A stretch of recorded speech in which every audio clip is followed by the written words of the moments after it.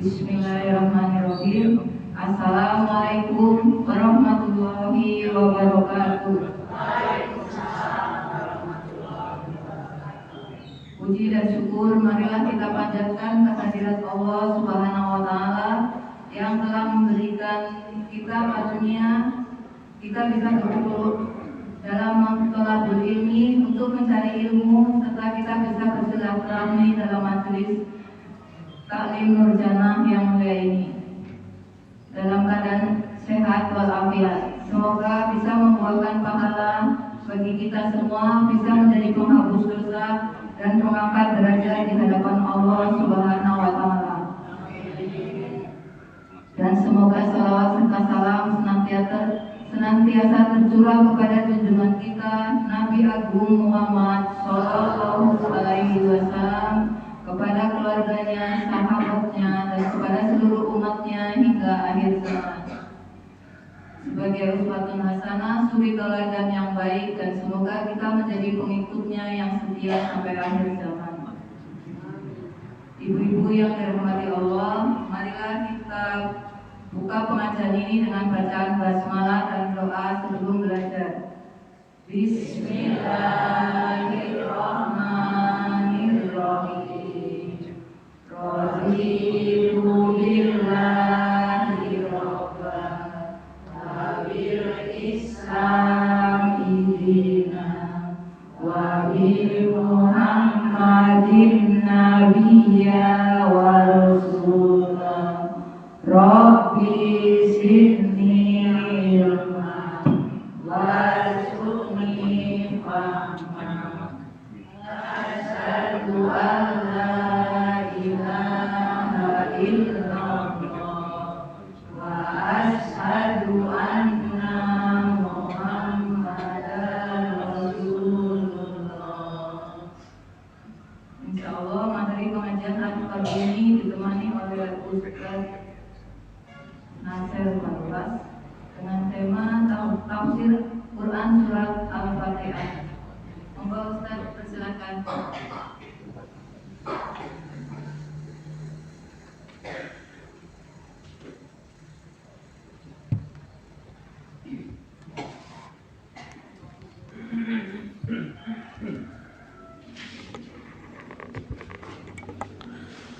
Bismillahirrahmanirrahim. Assalamualaikum warahmatullahi wabarakatuh.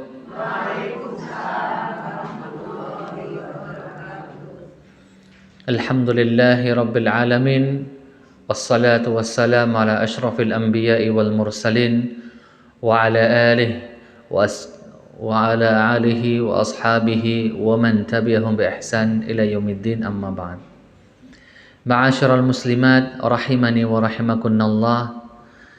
Pertama-tama mari kita bersyukur kepada Allah Subhanahu wa taala karena dengan limpahan rahmatnya kita pagi hari ini bisa berjumpa di tempat yang Allah muliakan ini dengan tujuan yang mulia juga, yaitu mengkaji dan mengaji ayat-ayat Al-Qur'an.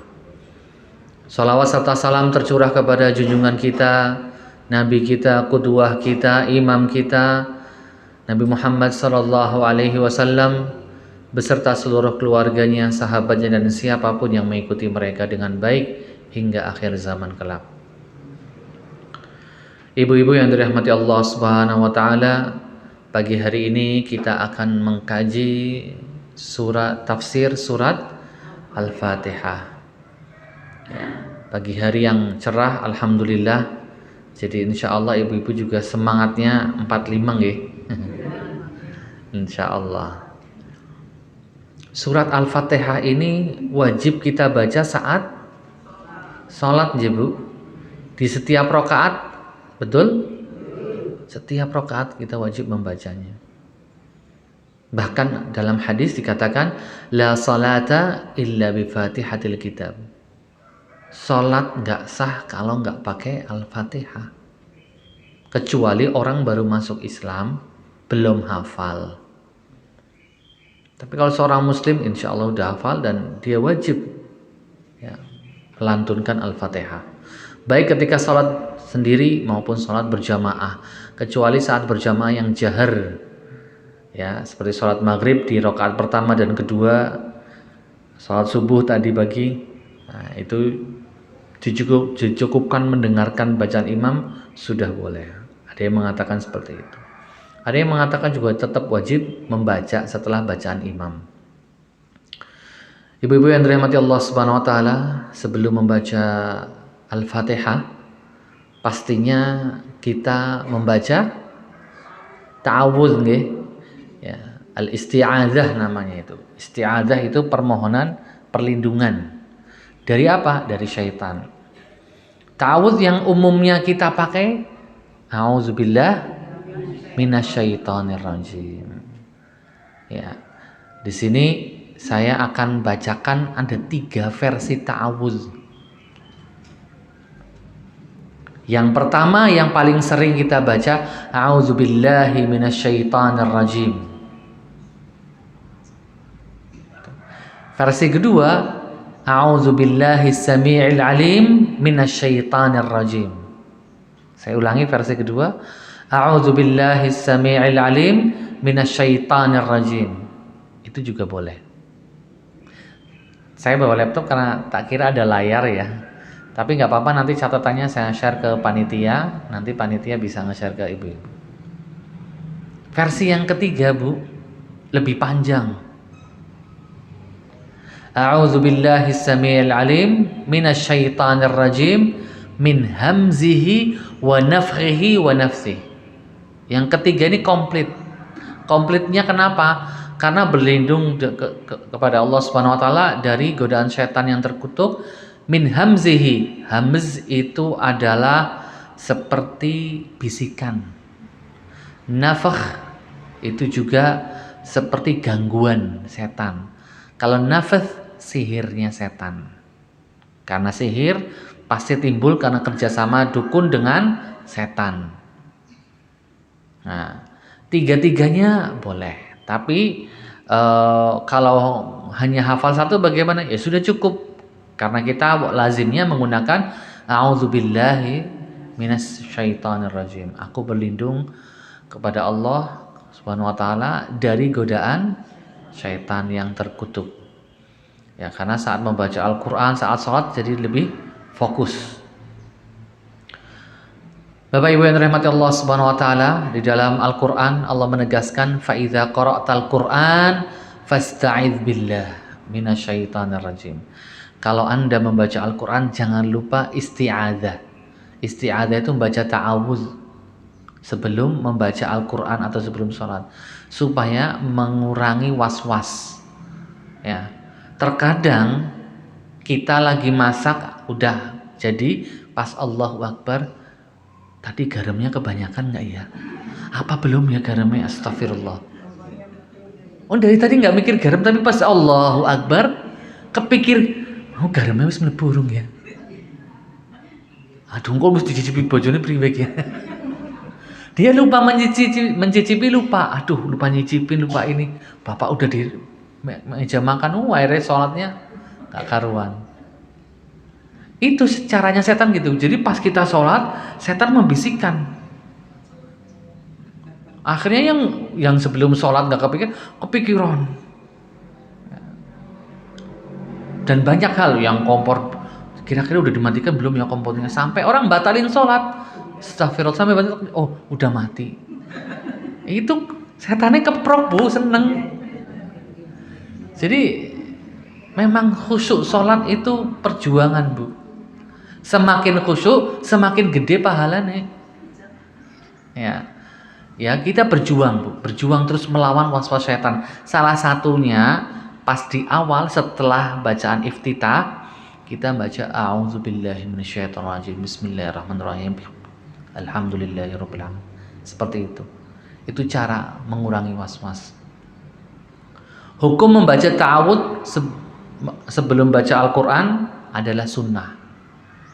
Ada yang ngomong wajib, tapi saya di sini lebih ke sunnah. Meletakkan ta'awudz atau bacaan ta'awudz sebelum memulai membaca Al-Qur'an menurut pendapat mayoritas ulama ya, itu sunnah. Anjuran membaca ta'awudz tidak hanya saat hendak membaca Al-Quran di luar sholat, tapi juga di dalam sholat. Nah, pernah dengar isti'adzah? Tadi isti'adzah nggak Bu? Ada juga istighotsah, ada juga isti'anah. Nah, bedanya apa ini? Sering dengar kan? Isti'adzah, istighotsah, isti'anah. Kalau isti'adzah, bacaan yang tadi saya sebutkan 3 versi. Salah satunya yang sudah kita hafal, A'udzubillahi minasyaitonirrajim. Isti'adzah itu memohon perlindungan kepada Allah terhadap potensi keburukan yang mungkin muncul, waswas atau gangguan atau apa. Kalau istighotsah, minta perlindungan kepada Allah atas keburukan yang sedang menimpa diri kita, ya, atau yang sudah menimpa diri. Contoh kena penyakit, kena musibah, istighotsah, minta tolong sama Allah. Darurat, ya Allah tolonglah aku, itu istighotsah. Tapi kalau isti'anah, minta tolong supaya bisa mendapatkan yang diinginkan. Ya Allah, pengen dapat jodoh yang seperti ini. Ya Allah, sukseskanlah agar jualanku laris. Kan itu permohonan terhadap apa yang akan terjadi. Itu namanya isti'anah. Nah, kalau istighotsah sudah menimpa kita musibahnya. Tapi kalau isti'adzah, berlindung dari yang mungkin jatuh, mungkin kecelakaan, mungkin apa, kemungkinan buruk. Itu bedanya isti'adzah, istighatsah dan isti'anah. Ibu-ibu yang dirahmati Allah Subhanahu wa taala, kata setan dalam ayat Al-Qur'an disebut syaitan. Ini yang berarti dijauhkan dari rahmat Allah Subhanahu wa taala. Sedangkan ar-rajim itu artinya yang dilempar, yang terlaknat, ya, yang dijauhkan dari rahmat Allah Subhanahu wa taala. Ar-rajim juga artinya yang dilempar di neraka nantinya di hari kiamat. Ibu-ibu yang dirahmati Allah Subhanahu wa taala, karena setan ini bisa berpotensi mengganggu kita. Makanya kita diajarin sama Nabi berlindung. Tadi lafaz ta'awudz yang panjang yang ada hamzihi nafkhihi itu karena benar-benar kita berlindung dari waswas setan, sihirnya setan. Bahkan setan tuh bisa menimbulkan rasa sombong dalam hati kita. Yang tadinya biasa, pas jalan, Bu, mau kemana? Ngaji dong kalau saya ke masjid. Emang jenengan gitu. Ya agak sedikit-sedikit gimana gitu ya. Itu ditiup sama setan supaya kita sombong, supaya kita ujub bangga diri. Ya. Beda kalau ditanya mau kemana Bu, mau ke masjid gitu. Ayo Bu ikut bareng gitu kan, beda nggak? Nah, ikhwatil iman, setan itu suka menumbuhkan rasa sombong di diri kita. Karena rasa sombong itu nanti menjadikan kita merendahkan orang lain. Lah Rika siapa? Aku pengajian Masjid Baitul Karim, Masjid Agung, masjid apa lagi? Lanjut dengan sitang pundi Bu? Setan seneng bikin bangga orang. Makanya para ulama wanti-wanti, kalau kita sudah kuat ibadah banyak, puasa sunnah, sholat 5 waktu, baca Quran wirid tiap hari, tarawehnya masya Allah, ingat berlindung dari sifat ria, sifat ujub. Karena itu bisa ngancurin amalan kita Bu. Dan setan suka. Pokoknya setan gak bakal nganggur Bu, cari cara gimana orang itu tergoda. Digoda duit gak bisa, nih laki digoda sama perempuan. Kan gitu. Ada laki-laki digoda sama uang apa untuk korupsi, gak mau. Tapi giliran yang goda perempuan, klepek-klepek nggak bisa.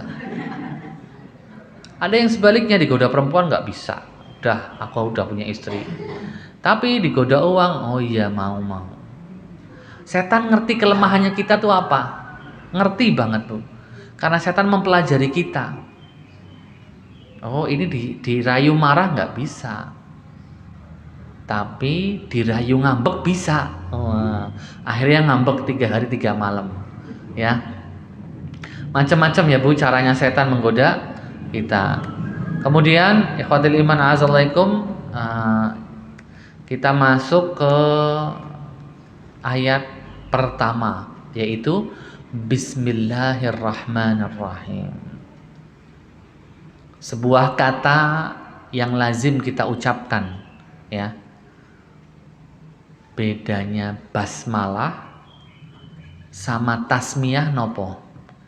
Basmalah adalah ucapan tadi, Bismillahirrahmanirrahim.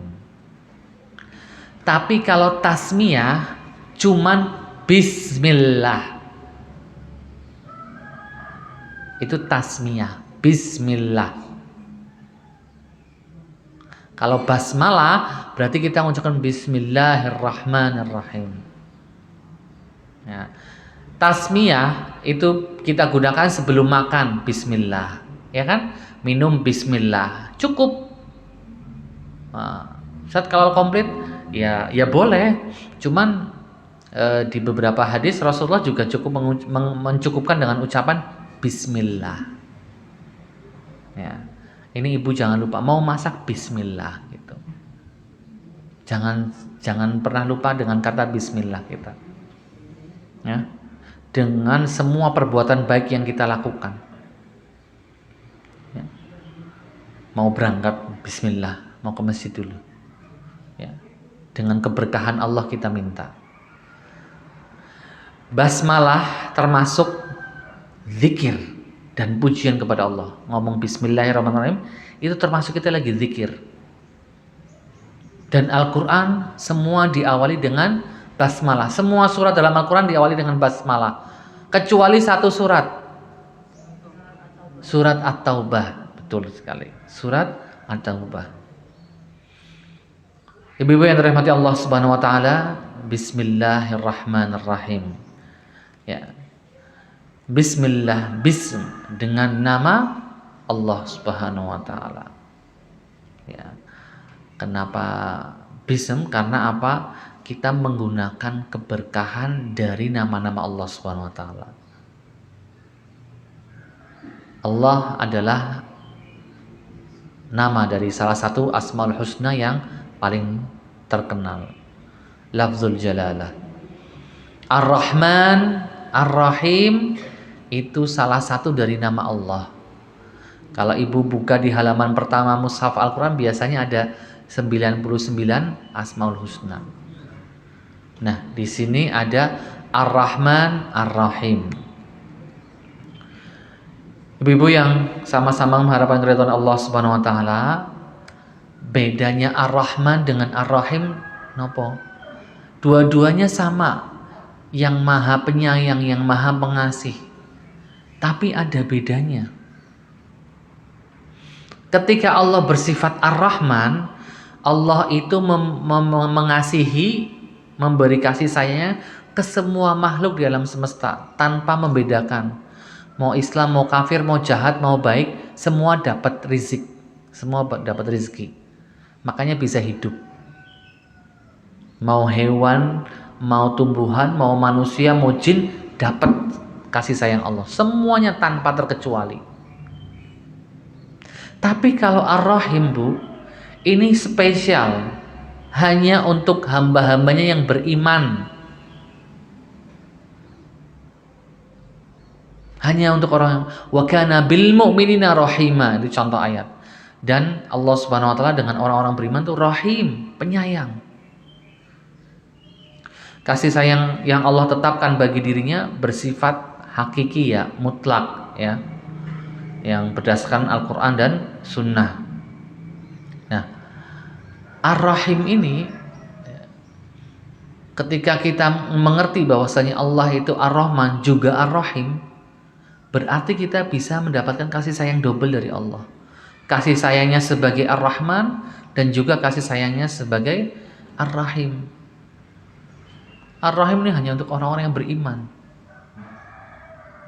Maka dari itu kalau kita beriman sama sifat ini, Bu, kita itu nggak bakalan ngomong gini, kayaknya aku sih paling menderita loh. Wong liya kayaknya kepenak banget uripe ya, Jen. Aku yang paling menderita. Aku yang paling sakit. Sebenarnya yang menderita sakit kena ujian bukan cuma kita, Bu. Orang lain juga sama. Cuman orang kan beda-beda. Kadang ada orang yang ngeluh, gampang cerita. Ada orang yang biasa saja dengan musibahnya. Nah, yang biasa saja dianggap orang, wih, kayak damai-damai temen ya. Padahal dia punya banyak masalah. Jadi, Bu, ketika kita mengimani Ar-Rahman, Ar-Rahim, khususnya Ar-Rahim nih, Allah berarti punya kasih sayang spesial buat kita. Tenang, ujian sebesar apapun tenang. Minta tolong sama Allah. Kadang ujian ekonomi, ujian dari pasangan hidup kita, ujian dari anak-anak kita. Perasaan anak-anakku disekolahkan sekolah yang bagus, disekolahkan di sekolah yang agamanya bagus, tapi kok gedenya kayak gini sama aku ya Allah. Berdoa, minta tolong sama Allah. Bagaimana anak-anak menjadi anak-anak yang soleh dan soleh. Atau cobaannya kadang dari menantunya. Anaknya sih baik-baik aja, tapi menantunya na'udzubillah. Atau menantunya sayang banget, anaknya sayang banget. Mertuane yang Masya Allah, tabarakallah.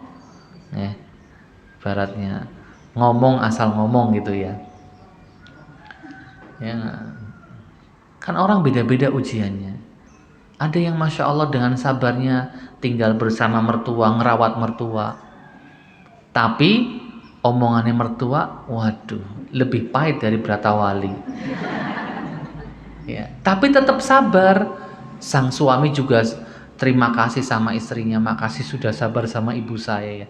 Cobaan juga, tapi kesabaran orang yang seperti ini bakal ada buahnya. Allah kasih pahalanya juga ada. Contohnya nanti Allah kasih menantu-menantu yang luar biasa. Sudah cukup Allah coba dari mertua. Allah kasih menantu yang luar biasa. Kadang orang gitu. Kadang mertuanya top banget Masya Allah. Anak-anaknya juga nurut. Ya. Yang kadang bermasalah malah suaminya. Ibunya Masya Allah ya ke kita. Tapi ternyata suaminya malah kayak gitu. Jadi orang cobaannya macam-macam.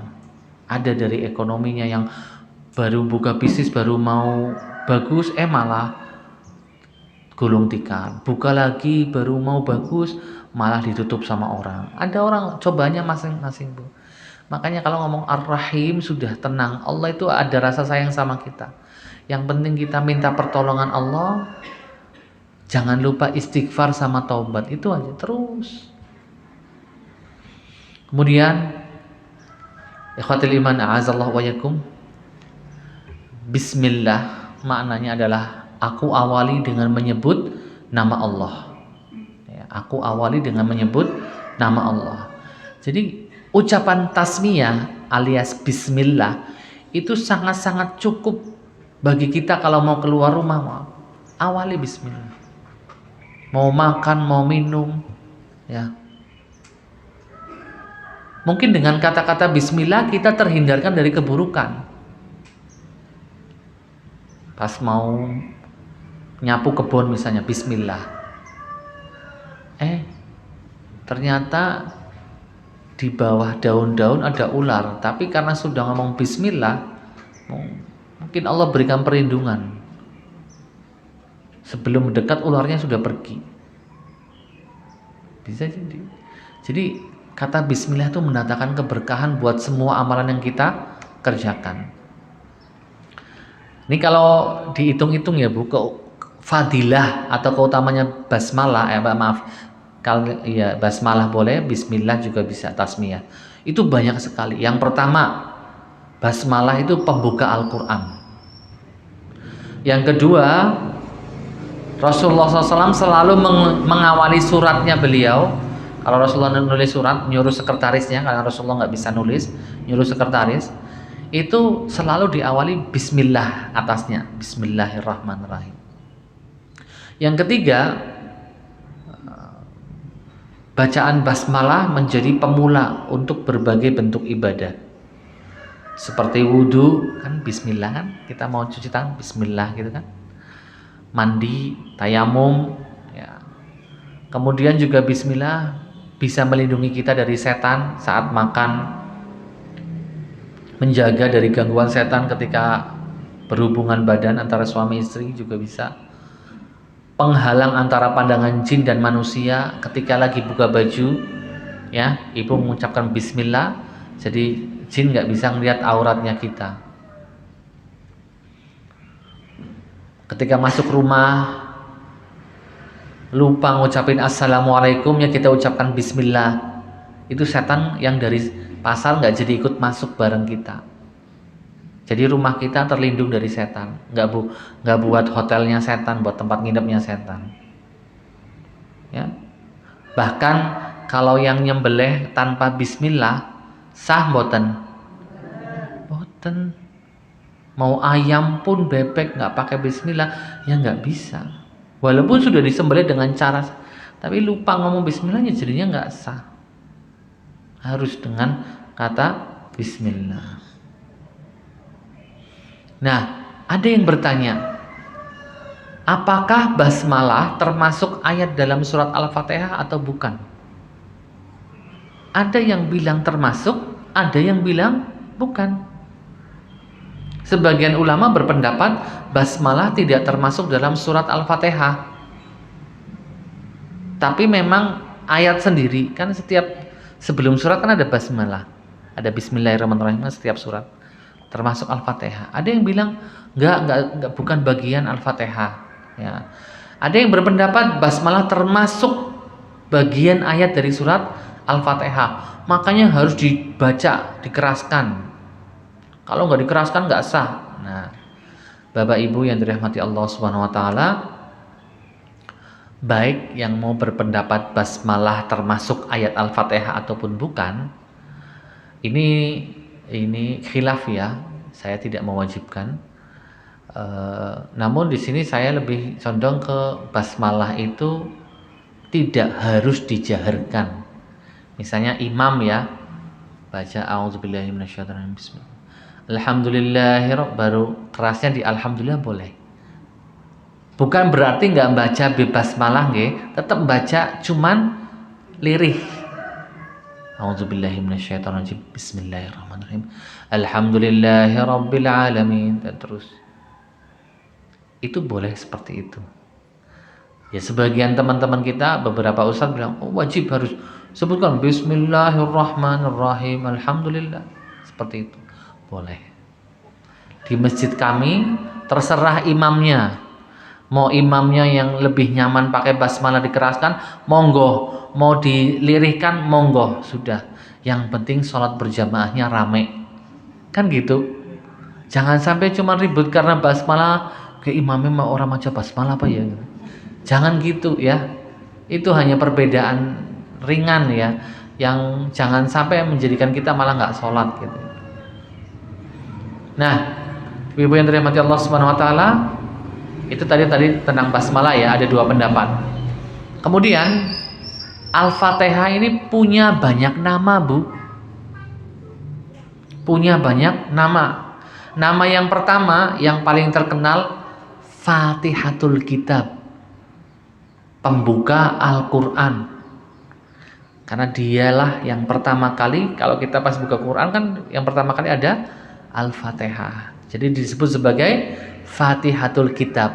Kanjeng Nabi Muhammad SAW juga pernah mengatakan Fatihatul Kitab dalam hadisnya, la salata liman lam yaqra bi Fatihatil Kitab. Tidak sah salat seseorang yang tidak membaca Fatihatul Kitab. Fatihatul Kitab adalah nama lain surat Al-Fatihah. Nama lain yang kedua, Bu, Ummul Quran. Induknya Al-Quran atau intinya Al-Quran ya, Ummul Quran.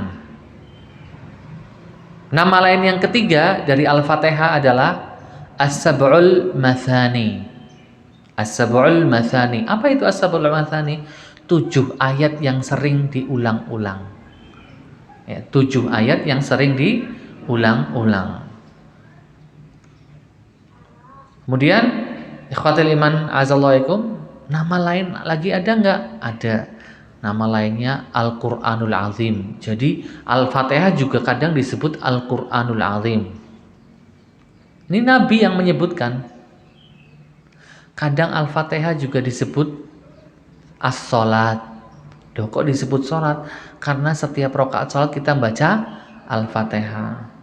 Kadang disebut ar-ruqyah. Nih nama yang keenam, ar-ruqyah. Kenapa? Karena dipakai buat meruqyah. Dinamakan juga asyifa karena bisa menyembuhkan penyakit Al-Fatihah.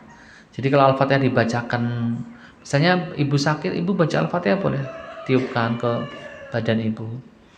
Ya. Itu penyembuh. Niatnya cari kesembuhan dari Allah Subhanahu wa taala.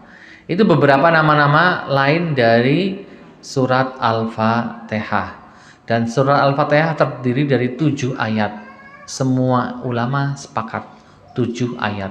Nggak ada yang ngomong 10, nggak ada yang ngomong 9. 7 ayat. Kemudian ikhwatil iman azallahaikum,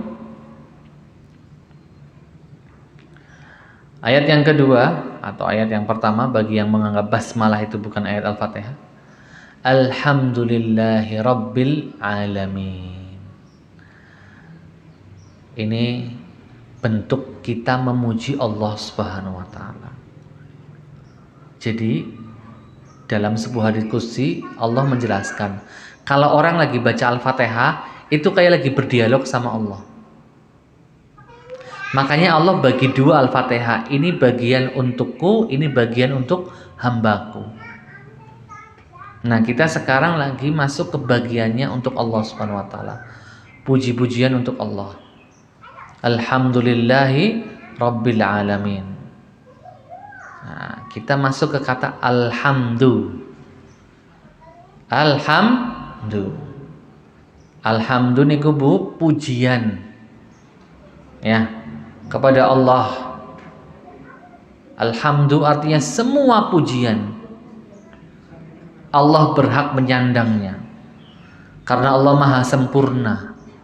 Sempurna sifatnya dan sempurna zatnya. Pujian yang diberikan oleh kita kepada Allah Subhanahu wa taala semakin sempurna kalau kita juga punya rasa cinta dan ketundukan kepada Allah Subhanahu wa taala. Kalau cuma sekedar memuji ya kurang, masih hambar. Tapi kita memujinya benar-benar dengan mengagungkan Allah, tunduk kepada Allah dan cinta kepada agama Allah. Sehingga pas ngucapin alhamdulillahirabbil, itu benar-benar jenengan kita lagi memuji Allah. Lillah artinya milik Allah. Ya, alhamdu tadi kan segala macam bentuk pujian. Kalau lillah artinya milik Allah Subhanahu wa taala. Segala macam bentuk pujian hanya milik Allah Subhanahu wa taala. Rabbul alamin, Tuhan semesta alam. Apa bedanya kata Rabb dengan kata ilah? Padahal artinya sama-sama Tuhan. Tapi ikhwatil iman azallaikum, maka dari itu ketika orang masuk Islam tidak bilang la rabba illallah, tapi la ilaha illallah. Padahal artinya Rabbun dan ilahun artinya sama, Tuhan. Tapi maknanya berbeda. Kalau Rabb itu menciptakan, melindungi, merawat, mengatur, menghancurkan nanti saat di hari kiamat. Itu Rabb yang memiliki, yang menciptakan, yang mengatur, yang merawat alam semesta. Tapi kalau ilah, yang berhak disembah, yang berhak diibadahi. Makanya syahadat itu la ilaha illallah, bukan la rabba illallah. Karena kadang orang mengakui Gusti Allah itu memang Tuhan, tapi dia nggak nyembah Allah. Ditanyain siapa yang menciptakan langit dan bumi, jawabannya Allah Subhanahu wa taala. Tapi dianya nggak nyembah Allah. Yang jawab tadi nggak sujud, nggak sholat, nggak puasa untuk Allah. Ya nggak ngibadah sama sekali lah. Tapi kalau sudah mengaku Allah itu sebagai ilah, Bu, wah ini sudah tingkatannya lebih tinggi. Berarti mengakui Allah sebagai Tuhannya sekaligus yang berhak diibadahi. Nah itu bedanya Rabbun sama ilah. Nah di sini di konteks ayat yang pertama Allah Subhanahu Wa Taala menjelaskan Alhamdulillahi Rabbil Alamin, sang pemilik alam semesta, sang pencipta dan pemelihara alam semesta. Allah Subhanahu Wa Taala sebagai Rabbul Alamin adalah raja yang mengatur segalanya dan mengatur semua urusan makhluknya. Al-Alamin, Alamin itu Bu, alam semesta. Di situ ada alam jin, alam manusia, hewan, dan makhluk-makhluk lain yang ada di alam semesta yang Allah nggak sebutkan dalam Al-Quran, termasuk alam malaikat. Jadi alamin itu alam semesta, banyak alam. Ikhwatul iman, a'azallahu wa yakum. Alhamdulillahirabbil alamin. Kemudian yang kedua, yang Ar-Rahman Ar-Rahim. Diulang lagi. Tadi di Bismillah sudah kan ya? Diulang lagi di ayat yang kedua. Ar-Rahmanir Rahim. Yang Maha Pengasih lagi Maha Penyayang. Maksudnya ini dua nama Allah yang mengandung sifat kasih sayang. Ya. Sifat ini menunjukkan bahwasanya Allah itu punya rahmat untuk seluruh alam semesta. Bahkan tadi saya sudah jelaskan kalau Ar-Rahman itu kasih sayangnya meliputi semuanya tanpa terkecuali. Jin pun yang kafir tetap dapat rahmat Allah, makanya dia masih bisa makan, masih bisa hidup. Tapi kalau Ar-Rahim, kasih sayangnya sekali lagi khusus buat orang-orang yang bertakwa, orang-orang yang beriman. Sudah. Makanya tadi saya katakan, jangan pernah merasa ditinggal oleh Allah Subhanahu Wa Taala. Justru malah kita merasa belum bisa memperbaiki diri, belum bisa mendekatkan diri kepada Allah. Itu malah boleh. Karena kita mendapatkan kasih sayang dari Allah dari jalurnya double, dari Ar-Rahman juga dari Ar-Rahim. Kalau orang nggak beriman, cuman dari Ar-Rahman doang. Makanya kita harus lebih meminta kepada Allah SWT, minta kasih sayang, minta ampunan, minta petunjuk, minta dikuatkan untuk tetap berperilaku soleh. Nabi Muhammad ngajarin kita. Contoh doa yang diajari Nabi, di mana kita minta tolong supaya kuat ngibadah. Allahumma a'inni ala dzikrika wa syukrika wa husni ibadatik. Di situ kan kita minta tolong. A'inni, ya Allah tolong aku, kuatkan aku. Ala dzikrika, untuk terus mengingatmu, terus berzikir. Wa syukrika, untuk terus mampu bersyukur. Wa husni ibadatik, untuk terus bisa beribadah sebaik mungkin. Karena namanya manusia kadang lagi semangat ibadah Bu. Tapi kalau lagi malas, aduh. Sudah komat masih belum nantilah. Karena lagi malas. Nah, biar nggak malas, minta berdoa sama Allah, ya Allah kuatkanlah aku untuk terus sholat tepat waktu, untuk terus mampu membimbing anak-anakku, untuk terus mampu puasa sunnah ataupun yang wajib, untuk terus mampu ngikutin majelis taklim. Kan itu perbuatan-perbuatan yang bagus, yang indah. Kita minta tolong sama Allah. Ya, kita perlu kekuatan karena kita manusia lemah. Kadang lagi semangat sih Masya Allah, kalau lagi malas, aduh jangan tanya Bu. Ya, yang biasanya ngajakin ayo ke majelis taklim, ayo. Kalau lagi malas, boro-boro ngajakin, ya. Pengumuman masjid aja nggak mau denger gitu ya, karena lagi malas.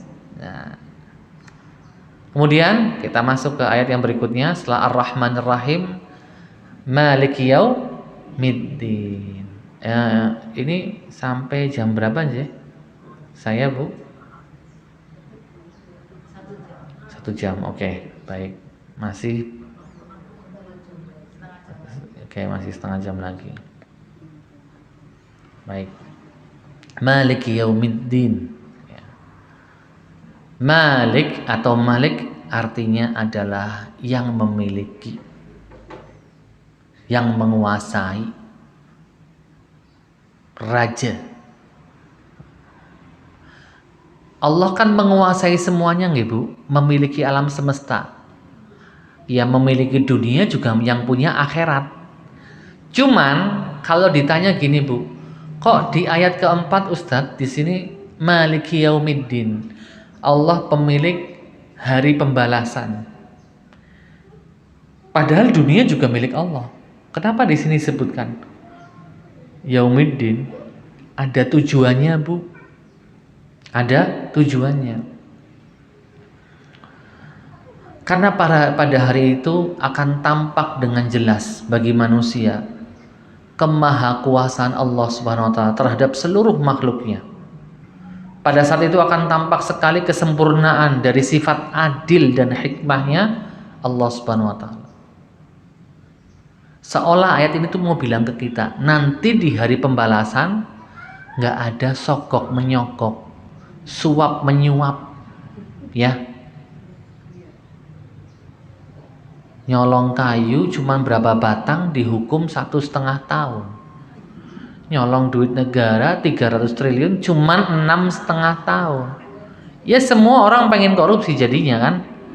Duit segitu 7 turunan gak habis-habis. Ya. Nah Allah pengen bilang di akhirat nanti gak ada. Mau di akhirat semua orang diadili. Mau anaknya Nabi sama. Oh kalau sekarang sih jualan nama Habib, payu banget ya Bu. Saya keturunan Habib apalah, laris langsung. Di akhirat mau ngaku anaknya siapa nggak kepake. Semua akan diadili satu persatu. Yaumiddin salah satu dari nama hari kiamat. Pasti ibu-ibu di sini hafal nama-nama hari kiamat. Yaumul Hisab, hari penghitungan amalan. Yaumuddin, hari pembalasan. Terus apa lagi? Yaumul Qiyamah, hari kebangkitan. Terus apa lagi Bu? Banyak. Hah? Yaumul Mahsyar? Ya, Yaumul Hasyar atau Yaumul Mahsyar, hari di mana manusia itu digiring di padang mahsyar. Ada banyak nama hari kiamat. Kalau di Al-Quran itu ada 21-an nama kalau nggak salah. Termasuk Al-Qari'ah, salah satu nama hari kiamat. Karena sebelum pas hari ini terjadi hancurnya alam semesta itu ada suara yang sangat keras sekali. Ya. Nah sekarang kita fokus ke Yaumuddin, hari pembalasan. Salah satu nama dari hari kiamat. Disebut sebagai hari pembalasan. Kenapa? Karena pada saat itu semua manusia, semua jin bakal nerima balasan. Amal baik ya dibalas baik, amal buruk ya ada balasannya tersendiri. Tergantung amalan selama di dunia. Semuanya Bu tanpa terkecuali. Para nabi itu disidang sama Allah. Nabi loh ya dipanggil. Kalian sudah menyampaikan belum wahyu yang saya berikan lewat malaikat Jibril? Sudah ya Allah. Itu ada saksinya, umat-umatku. Para nabi disidang. Semuanya bakal disidang Bu, nggak ada yang terkecuali. Mau santri, mau ustadz, sama. Semua akan disidang sama Allah Subhanahu wa taala. Semua akan bertanggung jawab atas perbuatannya. Jadi kalau ibu merasa terzolimi, ya Allah, aku kok dijahatin terus sama orang ini. Aku nggak punya salah, nggak punya apa. Ibu nggak usah balas. Pasrahkan ke Allah, nanti Allah yang bakal balas. Nggak di dunia, di akhirat pahalanya dia ditransfer ke ibu. Semua perbuatan nggak ada yang sia-sia Bu. Bahkan sekedar ibu membantu orang di jalan jatuh, ibu kasih air minum, mungkin bagi ibu lah botol siji nggak ada artinya. Tapi nanti itu akan ada balasannya sama Allah di akhirat. Semua perbuatan baik ibu. Atau sekedar ibu habis sholat isya di masjid, kok karpetnya mandan kotor, yang bersih-bersih lagi kemana? Ibu bersihkan karpet. Tanpa disuruh, tanpa ngasih tahu, tanpa minta balasan. Orang nggak ada yang tahu yang nyapu masjid tadi malam ibu, yang nyapu karpet masjid. Tapi pahalanya tercatat di akhirat, dikasih sama Allah. Jadi nggak ada perbuatan baik sekecil apapun yang nggak diberi balasan sama Allah. Dibalas bu. Perbuatan buruk sekecil apapun dibalas bu. Tenang, ini pengadilan yang sangat adil. Parahnya di akhirat kita nggak bisa nyari pengacara bu. Kalau di sini bisa ya. Waduh, yang bersalah orang kaya, langsung sewa pengacara 10. Di persidangan jaksanya bingung, sing bela wong 10 sih. Ya wis lah, bener lolos. Di dunia bisa bayar pengacara, di akhirat nggak ada pengacara bu. Yang bisa bela kita cuma 2 amalan soleh. Amalan apa niku bu? Puasa dan Al-Quran. Yang bisa membela, memberi syafaat buat kita itu puasa dan Al-Quran.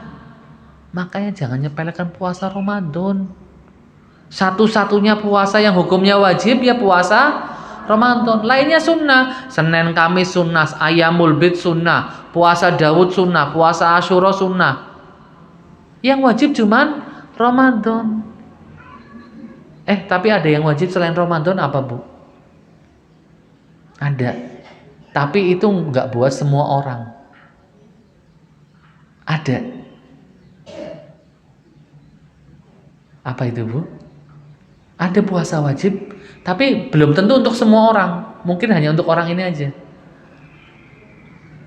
Puasa nazar. Bernazar ngertos nih.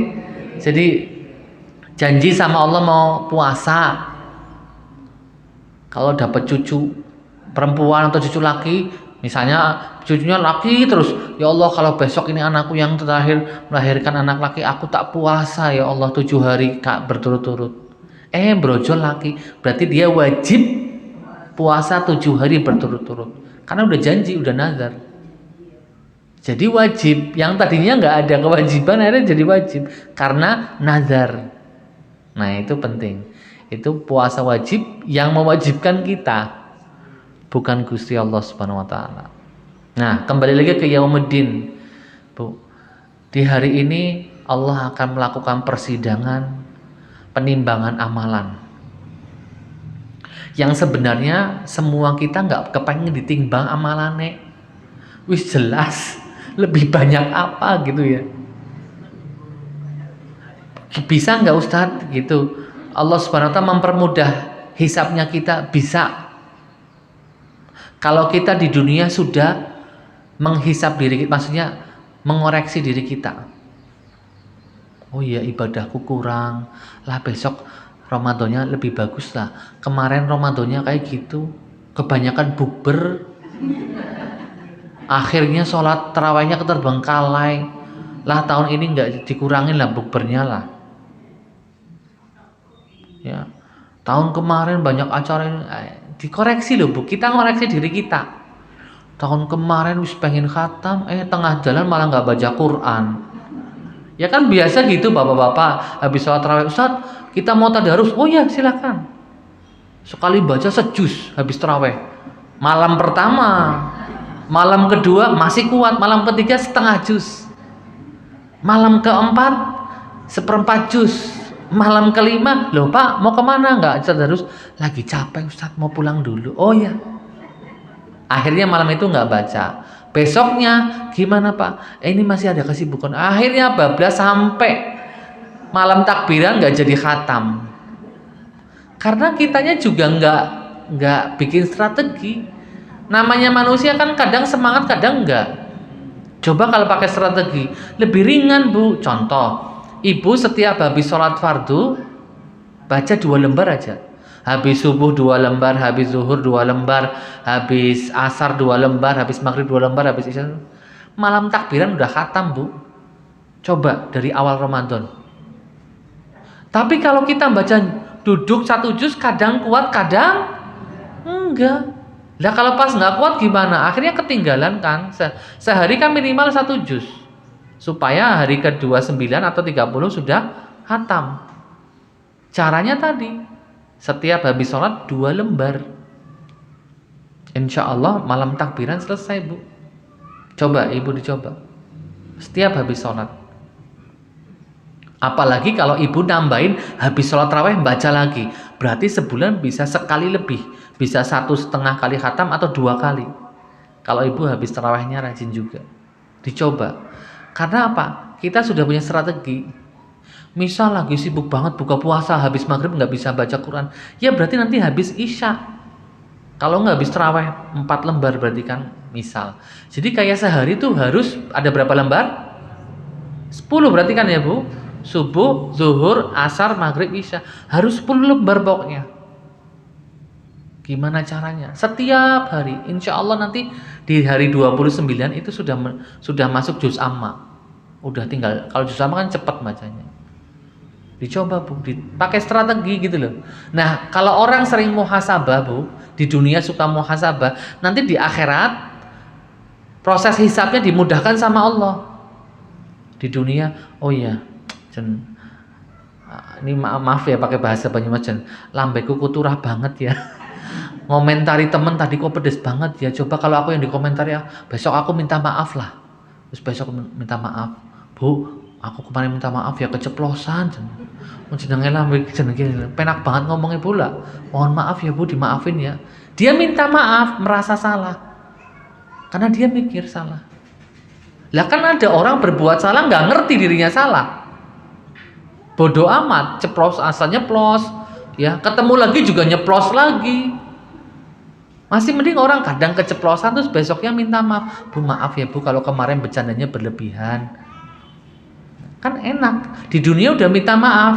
Lah kalau di dunia belum minta maaf, ternyata orangnya masih dongkol, di akhirat diambil pahala kita buat bayar. Ya kalau kita salahnya cuma 1-2 orang. Lah kalau 10, kalau 100, habis pahala kita Bu.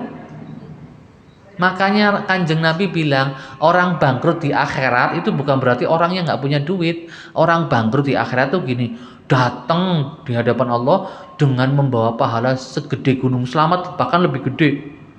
Pahala sholat, puasa, zakat, umroh, macam-macam. Gagah banget ya. Tapi tiba-tiba si A, ya Allah, ini kadang ngambil mencuri hewan ternakku. Ngambil pitik-pitikku, meri-meriku ya Allah. Terus diambil pahalanya. Ada lagi ya Allah, ini dulu pernah mukulin aku, padahal aku nggak salah apa-apa. Diambil lagi. Ya Allah dulu pernah memfitnah aku sampai orang-orang benci sama aku, menjauhi aku, gara-gara dia ya Allah. Oh diambil, banyak tuh kalau fitnah banyak tuh, lumayan. Ya Allah, kezoliman itu nanti dibayarnya kayak gitu Bu. Kalau kita dosa sama Gusti Allah, istighfar sama taubat sudah bisa menghapus di dunia. Tapi zolim sama orang, repot panjang urusannya. Kalau orangnya sudah maafin kita di dunia, insya Allah sudah clear. Tapi kalau belum maafin ya Allah, itu jadi kerikil batu besar di akhirat. Ngurangi pahala kita. Yang dikhawatirkan Nabi apa? Banyak orang nuntut kezoliman sampai pahalanya habis, itu orang bangkrut. Sudah bawa segede gunung selamat dengan gagahnya pahala. Tapi ternyata dikurangi. Ini dulu pernah mencuri, pernah korupsi, pernah apa, habis. Tuh bahayanya zolim Bu. Makanya kita tuh jangan pernah gengsi loh. Ngomong minta maaf, habis kumpul-kumpul. Maaf ya kalau ada salah ceplos lawang saya kayak gini. Ngomong aja. Jangan gengsi minta maaf. Yang kedua tipsnya Bu, biar gampang dapat maafnya orang juga, kita jadi manusia mudah memaafkan. Oh mudah memaafkan, saya maafin Ustaz. Tapi kalau sama dia saya nggak maafin Ustaz. Kayak nyakiti aku sampai hatiku kebelah loro Ustaz. Kenapa Bu? Ini ngomongnya Ustaz gini, saya nggak terima. Ya sudah Bu, nggak terima, bilang ke Allah. Tapi ibunya maafin kesalahan, biar maafin Bu. Nanti Allah yang balas. Itu lebih baik daripada dongkol bawa dendam, itu nggak baik. Udah, kalau ada orang pernah menyakiti kita, bilang sama Allah, ya Allah, ini orang menyakiti aku pasrahkan kepadamu. Ya Allah, kuatkanlah aku, maafin dia, karena sampai hari ini aku belum bisa maafin ya Allah. Kalau kita gampang maafin orang, Allah gampang maafin dosa kita. Buktinya ayatnya, wal ya'fu wal yasfahu ala tuhibbuna an yaghfirallahu lakum. Maafkanlah, nanti Allah akan mudah memaafkan, mengampuni dosa kita. Memang kesalahan orang macam-macam ya Bu, ya kita maafin. Tapi ada kadang kesalahan 1-2 orang tuh kayak bekas banget sampai bertahun-tahun ya Bu. Ada kan yang kayak gitu, pengalaman mungkin di hidup kita. Nah itu kalau kita bisa maafin kayak gitu, pahalanya gede banget Bu. Kita maafnya pasrah ke Allah, ya Allah aku pasrahkan, dia pernah nyakiti ya, aku seumur-umur sakit hati banget ya Allah sama dia, omongannya dia ya Allah. Aku difitnah macam-macam. Sampai hari ini aku sakit ya Allah. Sekarang aku pasrahkan semuanya kepadamu ya Allah. Kuatkanlah aku memaafkan dia. Aku berharap pahala. Oh Allah kasih pahala Bu. Pahala yang luar biasa. Sebanding dengan beratnya kita memaafkan, Allah kasih pahala sebesar itu. Itulah yaumuddin. Semuanya akan terbalaskan. Jadi kalau pas baca Al-Fatihah, Maliki yaumiddin tuh ingat Gusti Allah nanti nyidang semua orang. Gak ada yang luput. Ada yang menjahili ibu, menzalimi ibu, mengambil haknya ibu, tenang. Di yaumuddin Allah kembalikan semuanya. Punya motor dicuri sama penjahat, sama maling. Ya. Padahal motor baru beli misalnya. Berdoa, ya Allah, ini musibah berat ya Allah. Nabung tahunan malah raib diambil maling. Ya Allah, kuatkanlah hati aku untuk sabar. Ya Allah, aku minta pahala. Seharga motor yang hilang, nanti pahala sebesar itu Allah ganti di akhir. Malingnya ngambil dosa kita. Kan kadang kesel ya, harta kita diambil orang. Nanti di akhirat Allah ganti. Nggak ada barang hak kita yang diambil orang di dunia kecuali Allah akan ganti di akhirat. Tenang aja Bu. Ya Allah, saat itu sebenarnya warisan hak saya loh, tapi diambil sama kakak saya karena saya perempuan katanya. Sudah Bu, ibu sudah minta hak ibu, sudah. Malah jawabannya, saya suruh minta sama suami. Lah apa hubungannya, wong itu harta warisan dari ayah saya, tapi kakak saya mengambil semuanya. Karena saya perempuan, karena saya sudah tinggal di rumah suami gitu. Sudah biarin Bu, yang penting ibu sudah meminta haknya ibu, dia nggak kasih sudah, nanti Allah kasih gantinya di akhirat Bu. Tenang. Dan orang yang mengambil harta orang, hidupnya nggak berkah. Orang jualan dapatnya sedikit halal, itu berkah buat keluarga. Anak-anaknya jadi yang soleh nurut. Tapi duitnya ratusan juta, miliaran, tapi hasil korupsi. Lihat aja, anaknya durhaka, istrinya selingkuh, belum lagi nanti anak yang keberapa ketangkap polisi. Jadi uang habis untuk, belum kena penyakit berat. Jadi uang haram itu nggak berkah. Dan parahnya lagi Bu, kalau orang sudah makan haram, itu buat ibadah sulit. Buat sujud, ruku itu sulit banget, abot. Apalagi puasa, lebih berat bagi dia. Efek yang kedua Bu, barang haram, doanya nggak dikabulkan. Selama masih makan barang haram, doanya tidak terkabulkan. Sampai kapanpun. Mau makanan, minuman, atau baju, hasil curian, atau intinya barang haram lah ya. Itu tidak dikabulkan doanya. Ada hadisnya. Baik, itu tadi Maliki yaumiddin. Allah menguasai segala sesuatu. Namun di ayat itu Allah mengkhususkan terhadap hari kiamat, hari pembalasan, agar orang memahami dengan betul bahwasanya di hari kiamat persidangan semua terbuka, adil seadil-adilnya, sempurna keadilan Allah di hari kiamat. Semuanya akan terbalaskan. Ya. Ma'asyiral muslimin rahimani wa rahimakumullah. Jadi itu tadi tiga bagian pertama untuk Allah Subhanahu wa taala. Ya, alhamdulillahirabbil alamin, arrahmanir rahim, maliki yaumiddin. Terus nanti ada pemisahnya. Iyyaka na'bud wa iyyaka nasta'in. Itu pemisah. Nanti setelah iyyaka na'bud itu ayat-ayatnya buat kita. Ihdinas siratal mustaqim. Ya Allah, tunjukilah kita jalan yang lurus. Itu buat kita, permintaan untuk kita. Jadi surat Al-Fatihah itu seperti dibagi jadi dua tadi ya. Bagian untuk Allah Subhanahu wa taala, untuk hambanya itu pemisahnya tadi iyyaka na'bud wa iyyaka nasta'in. Dan iyyaka na'bud dan iyyaka nasta'in merupakan ayat pertengahan Al-Fatihah yang sekaligus itu rangkuman juga dari Al-Fatihah itu sendiri. Iyyaka na'bud wa iyyaka nasta'in.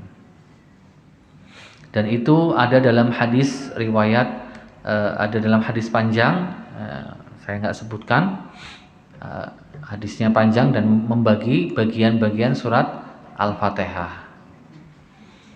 Sampai di sini ada pertanyaan, Bu?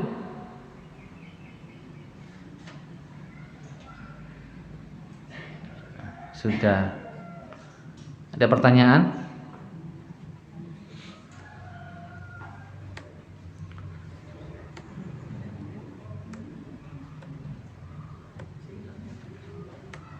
Baik, kalau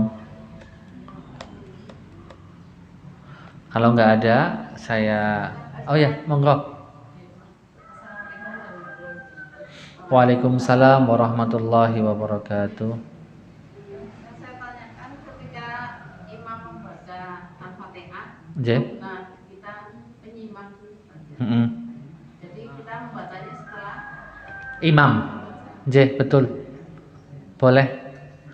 Ya, saya juga seperti itu, habis imam baca Al-Fatihah. Tapi kalau misalnya, Bu, Ibu sudah dengerin Al-Fatihah dari basmalah sampai waladhdallin, Ibu amin. Ibu udah dengerin dari awal sampai. Kemudian kan imamnya lanjut baca Al-Qur'an, terus Ibu dengerin juga. Ibu nggak sempat baca Al-Fatihah, nggak masalah karena Ibu sudah mendengarkan. Jadi ini berlaku di rakaat ke-1 2 maghrib. Kalau pas Ibu berjamaah loh ya. Kalau sendirian kan nggak bisa, tetap Isya berjamaah rakaat 1 2, subuh rakaat 1 2. Udah. Selain itu nggak bisa. Jadi kalau dengarkan Al-Fatihahnya dari awal sampai akhir ya, Bu. Dengerin ya, Bu. Wong kadang imamnya baca Al-Fatihah, kita kan lagi melanglang. Itu baca itu harus ya. Harus baca. Dengerin. Kalau dengerin kan ngikutin, jadi alhamdulillahirrahmanirrahim, ngikutin juga. Nah, ini sudah dianggap mengikutin. Gitu, Bu. Terus kalau mau baca Al-Fatihah ya setelah waladhdallin amin itu baru kita Al-Fatihah. Karena mohon maaf, ada yang baca Al-Fatihah sebelum imam baca. Ada yang seperti itu. Jangan. Kalau pas lagi ikut berjamaah, jahar dengerin imam sudah. Makanya imam tuh kalau bisa suaranya jelas. Jangan orang sepuh yang sudah nafasnya keputus-putus. Kadang maaf ya, di beberapa mushola ya mungkin imamnya saking tuanya, Al-Fatihahnya putus-putus. Nah, tadi baru baca iyyaka na'budu kok tiba-tiba waladhdallin gitu ya. Nah, ini imam yang kayak gini bahaya, harus diganti. Al-Fatihahnya harus jelas, Bu. Imam Al-Fatihahnya harus jelas, nggak jelas ganti yang lebih mudah gitu ya. Ada beberapa mushola saya kritik kayak gitu, jawabannya nggak enak Ustadz, masih hidup orangnya, dan gantinya masa nunggu meninggal, ya jangan kayak gitu ya, kasihan jamaahnya gitu. Ini pelajaran penting, Bu, buat kita ya. Kadang kayak gitu di desa-desa sih, Bu. Ini saya cerita kejadian nyata gitu. Begitu, Bu, untuk bacaan Al-Fatihah aja kita sebagai makmum. Ada yang lain? Sudah.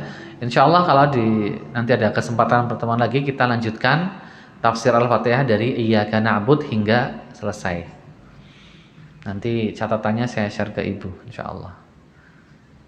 Terima kasih atas perhatiannya. Semoga dengan mengkaji surat Al-Fatihah, salat kita lebih khusyuk. Setiap kita membaca basmalah, baca alhamdulillah, kita ngerti maksudnya apa, jadi semakin khusyuk. Salat kita khusyuk, pahala kita semakin besar. Rasulullah pernah ngasih contoh, ada 2 orang salat. Salatnya sama-sama 2 rakaat, sama-sama tahiyatul masjid. Tapi kok pahalanya beda. Yang satu pahalanya sampai langit, yang satu baru 1/4. Kenapa? Karena kehusyuan hati, keikhlasan waktu sholat. Sholatnya ketika ini ikhlas enggak, khusyuk enggak, itu mempengaruhi pahala yang kita dapatkan, Bu. Ya. Nah, itu semua kita mempelajari tafsir Al-Quran, Al-Fatihah kan ya, Bu. Nanti habis ini juz amma ya kalau nggak salah ya. Itu nanti bisa nguatin. Saya di Mafaza juga untuk kajian ibu-ibunya mengkaji tafsir Al-Quran. Kita pertama Al-Fatihah, terus juz amma. Juz ammanya dari An-Nas. Jadi ibu-ibu yang sudah hafal An-Nas, pahamin tafsirnya. Kalau sudah paham tafsirnya, nanti pas sholat lebih ngerti loh, lebih tenang, lebih menghayati artinya, maknanya. Terus kayak gitu. Kan kita nggak jauh-jauh dari juz amma kan kalau sholat lah ya. Ya beda mungkin kalau ada yang hafid Quran di sini, udah nggak pakai juz amma, pakainya Al-Baqarah, Al-Imran gitu ya, ya bagus. Tapi kalau juz amma minimal kita ngerti lah. Dan belajar tafsir memang kadang boseni karena kita harus urut, harus ini. Tapi manfaatnya banyak insya Allah. Jazakillah khairan. Mari kita akhiri pertemuan pagi hari ini dengan bacaan hamdalah dan doa kafaratul majlis. Alhamdulillahirabbil alamin. Subhanakallahumma bihamdika asyhadu an la ilaha illa anta astaghfiruka wa atubu ilaik. Wassalamualaikum warahmatullahi wabarakatuh.